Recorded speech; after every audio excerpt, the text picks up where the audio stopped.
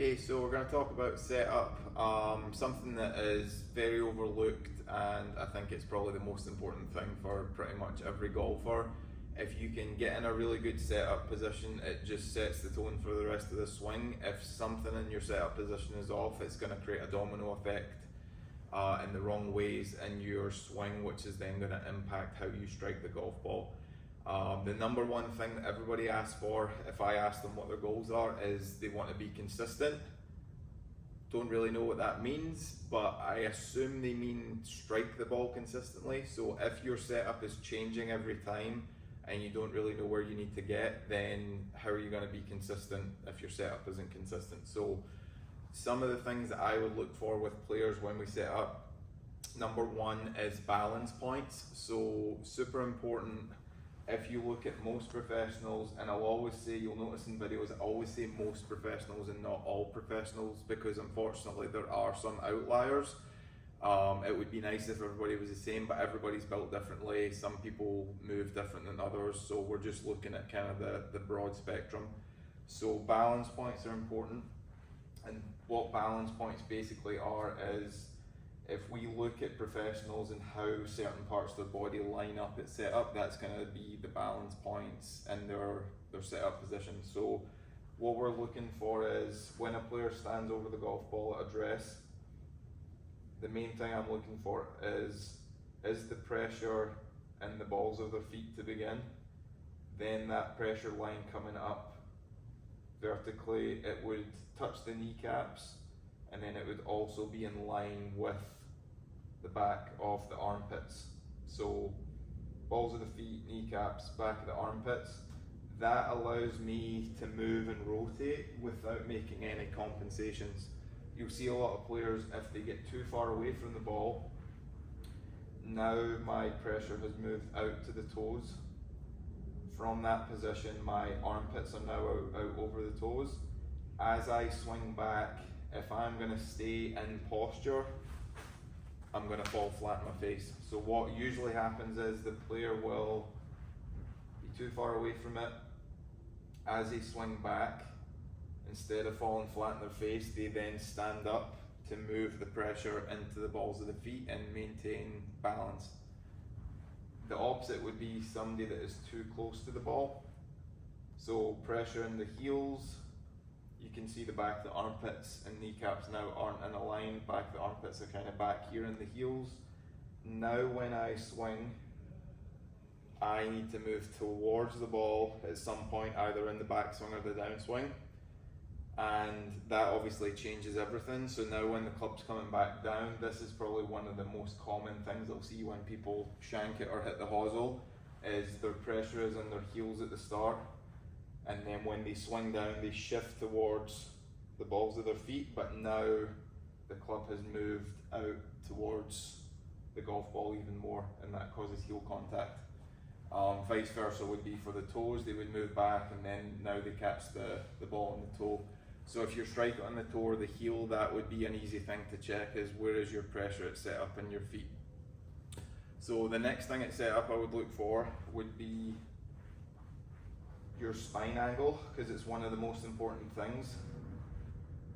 Your lumbar spine is designed to be solid and controlled, so we want that to be flat. So you'll see a lot of players that get in trouble, and especially ones that get lower back pain, their lumbar spine is arched. Famous golfer is Will Zalatoris, and you'll know that he has had major issues with his back and injury, and that is simply because when you put your lumbar spine in that position, the vertebrae are now on top of each other and you're pressuring the discs, and obviously you add rotation to that and it's not very nice. Then you throw in a bunch of speed on top of that and you're pretty much going to get injured at some point. So we want to make sure that when you set up, lower spine is flat. For a lot of players, the easiest way to find this would be arch your lower back, flatten your lower back, and then just find the middle ground. And for a lot of players, if you're used to being in that S posture, what we call it, it would feel like you're much more tucked with your pelvis. So imagine your waist is a bucket of water and you're gonna set up, keep the water in, pour the water out, and then get in kind of an angled position where that lumbar spine is flat.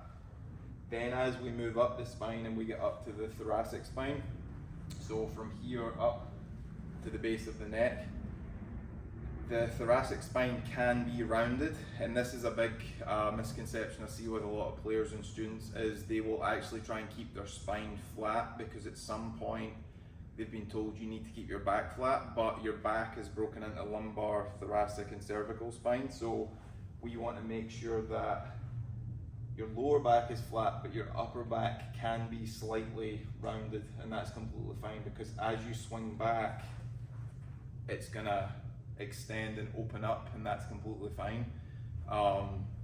So it's okay when you're at setup to have a slight rounding in the upper spine and shoulders. We obviously don't want to be too much hunched over, but we want a little bit of flexion there or rounding in the upper spine and shoulders, because that is what's going to help us get in a good balanced position with the back of the armpits over the balls of the feet. If we try and keep the whole back flat, so you'll see people have been taught keep your back flat and then hinge. Now my pressure is out on the toes, and when I swing, I'm going to fall forward. So we want to be flat in the lower back and then slightly rounded in the upper back. And what you can do is look, next time you're watching golf on TV, just have a look at players when there's a down the line angle, so this angle, and just kind of draw a line in your imagination from back of the armpits, kneecaps, balls of the feet, and you'll see that their upper back is slightly rounded, lower back is pretty flat. So that would kind of be the main things I'm looking at in setup from a down the line perspective. From face on, and we look here, the main things I'm going to look at is ball position. Everybody's a little bit different, and obviously everybody's built different. One of the things I would say is just a stock neutral ball position for most players is somewhere between your lead eye and lead ear. So the easiest way that we could find this would be when you set up to the ball, take a ball from your lead eye or left eye for a right-handed golfer and just simply drop it. And I can see that that landed, first bounce was right there, and that is in line with the ball position. So that's an easy checkpoint for a stock ball position. We can move that around, so the further back we move it is going to kind of produce draws, and the further forward is going to be more fade biased.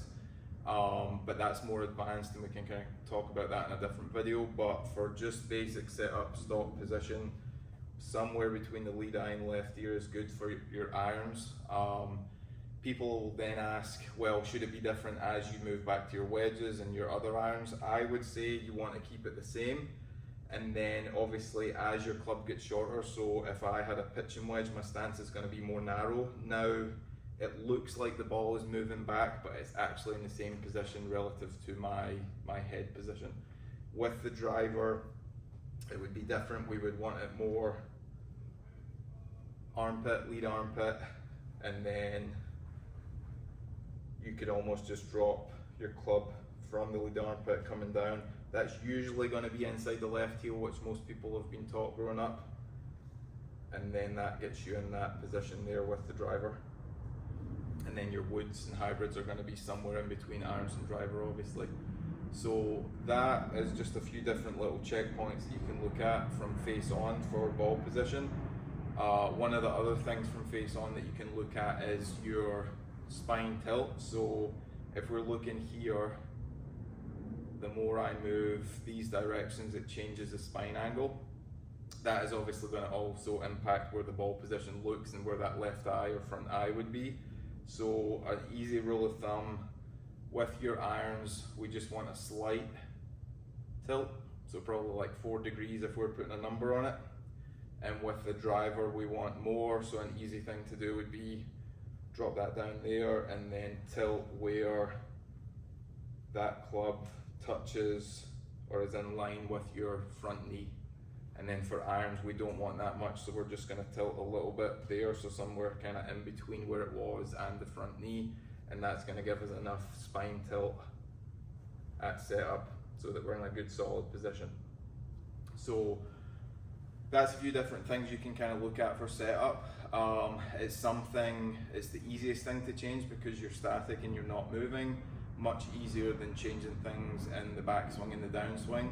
So we always want to look at the path of least resistance first and try and change your setup to impact ball flight and contact. And then after that you can start kind of building in the more advanced things in the backswing and downswing. But that's an easy way you can start to get on the journey to be more consistent, as most people want to be. Just consistently set up in the same position, and that'll give you the best chance when you're going to strike the ball.